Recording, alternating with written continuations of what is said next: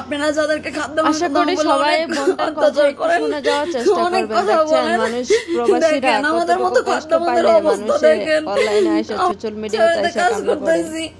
তো কষ্ট না পাইলে মানুষ কান্না করে না। অনেক পরিশ্রমের টাকা, অনেক কষ্ট করে মানুষ কইরা ওই টাকা বাংলাদেশে পাঠায়।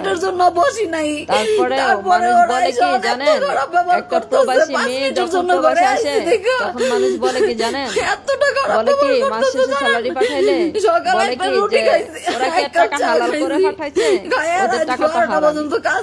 আরে শালা পুরো জিনিসটা ভাবস না, হাজারো পরিশ্রমের পরে মানুষ টাকা পাঠায় বাংলাদেশে।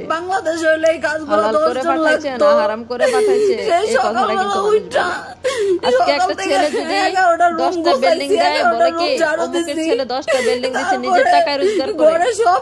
আর একটা মেয়ে যদি আজকে একটা বিল্ডিং দেয় তখন বলে কি জানেন, যে এগুলো করছে কি দিয়ে জানেন, ব্যবসাগিরি করে ডাইরেক্টলি এই কথাটা বলে।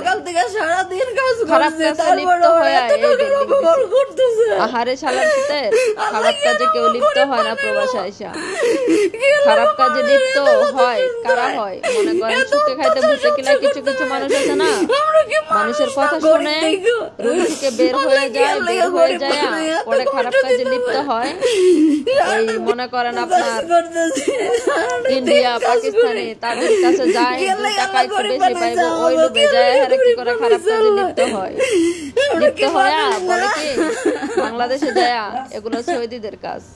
সৌদিরা কিন্তু সৌদিরা যাই করে সৌদিরা ভালো মতোই করে, সৌদিরা কিন্তু অনেকটা ভালো।